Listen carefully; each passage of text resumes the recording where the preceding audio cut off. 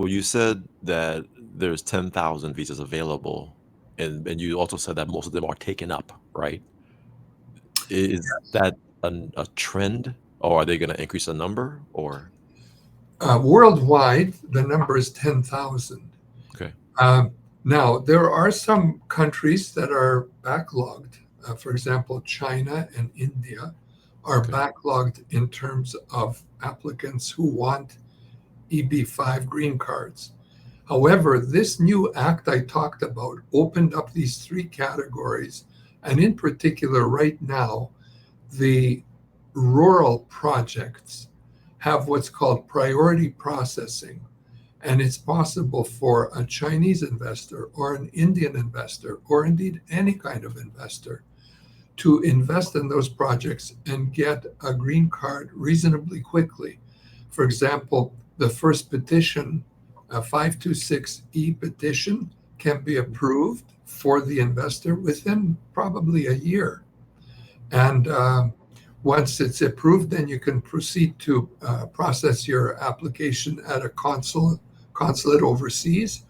Or if the investor's in the United States, there's also the possibility to file a concurrent application for mhm, uh, both a work authorization and employment authorization, and also travel document, so that while you're waiting as an investor to be approved, mm, once you get the approvals for the employment authorization and the travel document, you can work and also travel until the time that you get your conditional green card. Once you get the conditional green card, you can work and travel with the green card. You don't need, preliminary approvals in that area. got it. Well, I had shared your screen that showed what Right. you were just discussing. That so you're saying that there's a backlog specifically with Chinese and Indian investors. Yeah.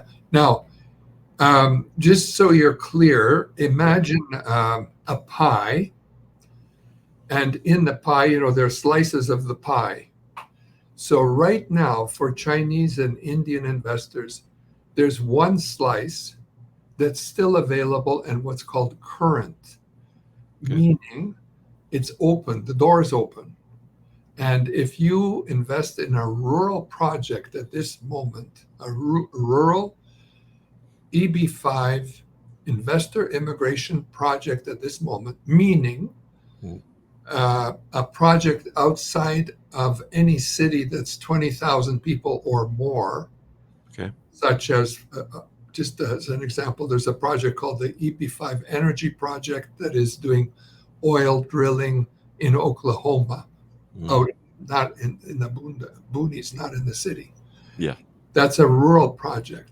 Such a project, if an investor invests in such a project, they will have priority processing, meaning their approval for their investment and their petition will go quickly, probably within a year, and they will get a conditional green card in approximately, let's say, certainly less than 2 years and around 1 year and a few months for Chinese or Indian investors. But Mm, if you're a Chinese or Indian investor and you're investing in any other part of the pie, such as direct investment, or an yeah. investment in just any project that's qualified for EB-5 purposes, even high unemployment area project, there's a backlog building, and it may take a long time. For people who have invested a long time ago, there's actually a huge backlog for Chinese and Indian investors where it's taking like 4, 5, 6 years to get approved. Got it. So it's sort of like if you're going shopping to your local grocery store and you've Mhm, got your goods and you're going to go to the cashier, you can stand in line on those lines where there's lots of lineups. Or if there's an open cashier, if you're like me, you go to the open cashier and get yourself through yep. there quickly. Yep. Not everybody's like me. Some people like to stand in line.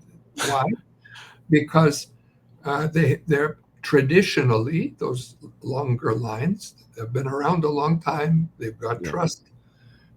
The people are more seasoned in the area of working in, for example, the high unemployment areas where they're building large buildings, hotels, apartments, houses.